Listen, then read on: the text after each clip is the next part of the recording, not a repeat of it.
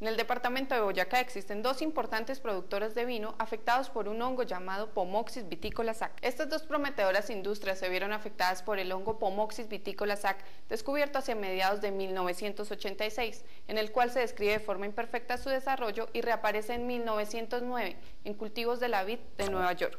Posteriormente en Michigan en 1922, Kansas, Canadá y Japón en 1924 e Italia, en donde es catalogada como la enfermedad del brazo muerto en 1937.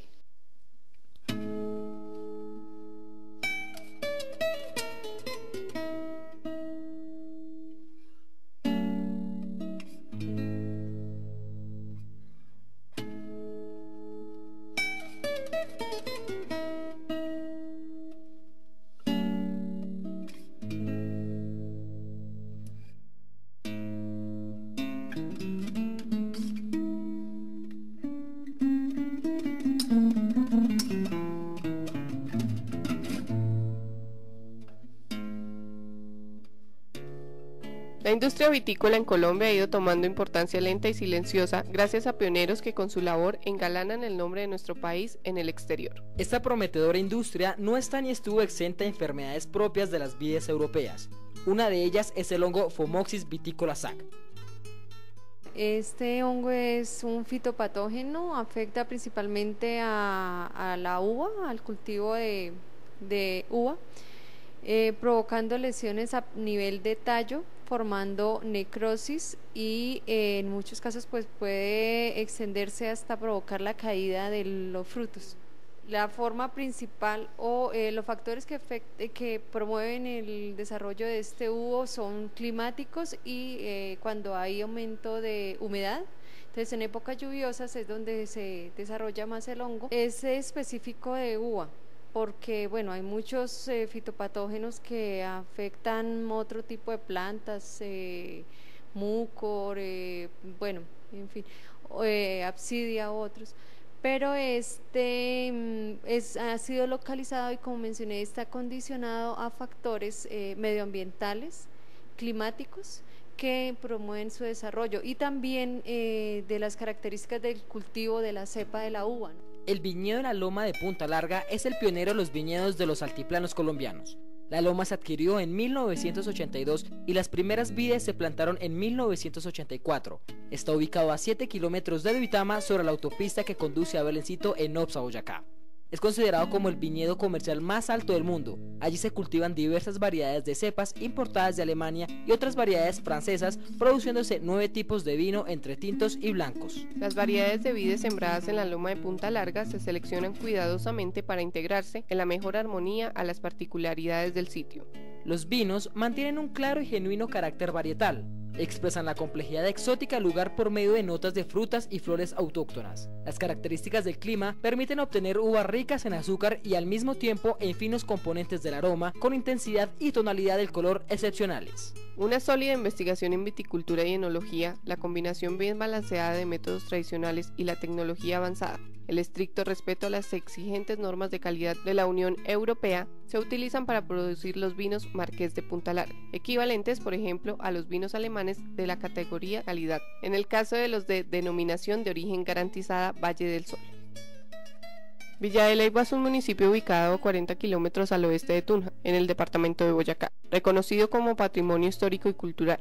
Se caracteriza por su arquitectura de estilo colonial y sus variados paisajes rurales que van desde la zona del páramo con sus nacimientos y reservorios de agua hasta la zona desértica y seca. Cuenta con 18 grados centígrados y una altura de 2.045 metros sobre el nivel del mar. Aquí en Villa de Leyva, la vinícola Guananí es pionera en la industria en la región. Nació en el año de 1983 con cepas traídas de Alemania, Francia, Chile y California, por su fundador y propietario Joaquín Herbert, que después de experimentar con 15 variedades de vides, hoy ofrece un vino blanco de suave aroma elaborado con cepas Chardonnay, vino tinto seco a partir de cepas Cabernet y Sauvignon y dulce fresco del campo. Es también conocido su producción de vinos para consagrar o vinos de misa. Estas dos industrias boyacenses se vieron afectadas por el hongo Phomopsis viticola SAC, descubierto hacia mediados de 1986, en el cual se describe de forma imperfecta su desarrollo y reaparece en 1909 en cultivos de la vid de Nueva York, posteriormente en Michigan en 1922, Kansas, Canadá y Japón en 1924 e Italia, donde fue catalogada como la enfermedad del brazo muerto en 1937. Nosotros no sabemos exactamente cómo llegó el hongo. Probablemente pudo llegar con el material vegetal que viene del extranjero. O sea, en Colombia no es original de Colombia la vid hay que traerla de otras partes, y nosotros las trajimos, como he dicho, de Alemania, de Francia sobre todo, y tal vez que en alguna parte llegó un pequeño foco de infección que después encontró condiciones favorables aquí para extenderse. Pues el hongo infecta sobre todo las yemas, o pues es donde más causa daños en las yemas y no las deja brotar. De modo que cuando no brotan las yemas, por esa razón esa enfermedad también a veces en inglés se llama la enfermedad Dead Arm Disease, que quiere decir la enfermedad del brazo muerto, porque la rama o pues el sarmiento que es atacado en las yemas por este hongo, como las yemas no brotan y no hay fotosíntesis, no hay quien alimente al sarmiento, pues el sarmiento se muere, ¿sí? El proceso que se lleva a cabo para el desarrollo de la infección se inicia cuando el hongo se apodera de manera rápida de las partes más jóvenes y superficiales de la vid, para evitar que otros organismos ataquen primero que él. Cuando hay aumento de humedad, entonces en épocas lluviosas es donde se desarrolla más el hongo, alterando las partes de la uva, manifestándose de dos formas, pero tiene dos tipos de reproducción, mediante unas estructuras que son llamadas esporas. Tiene dos tipos de esporas, una es la alfa y otra es la beta, que se diferencian pues por la forma como se presentan. Las unas son alargadas y las otras son más cortas y de pronto redondeadas como forma de gusano. Son hialinas, es decir, son transparentes, pero esto se puede observar únicamente en laboratorio para identificación del hongo.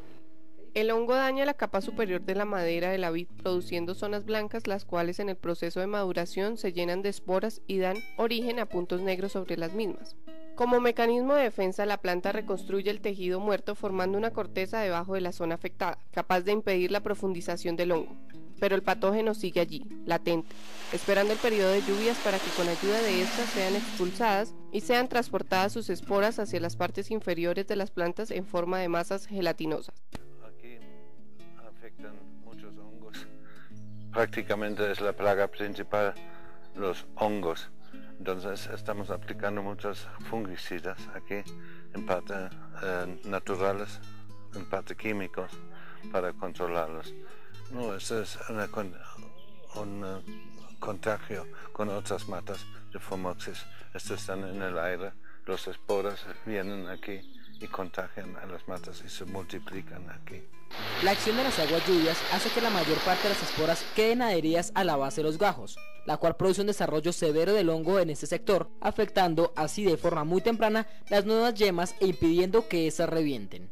Dependiendo de la distancia de la concentración de las esporas, hace que la infección en la parte superior de la planta no sea tan severa.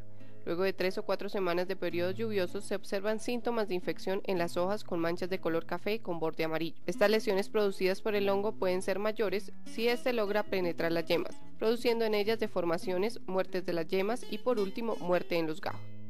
La disminución en la producción de vino en las industrias vinícolas alertó a los empresarios Joaquín Hesberg y Marco Quijano, ejerciendo así un tipo de investigación que hiciera posible el reconocimiento de la causa y efecto. Varios años de trabajo les llevó a estos dos conocedores y productores de vino para descubrir al fin que los hongos y bacterias también están presentes en las capas de la vid.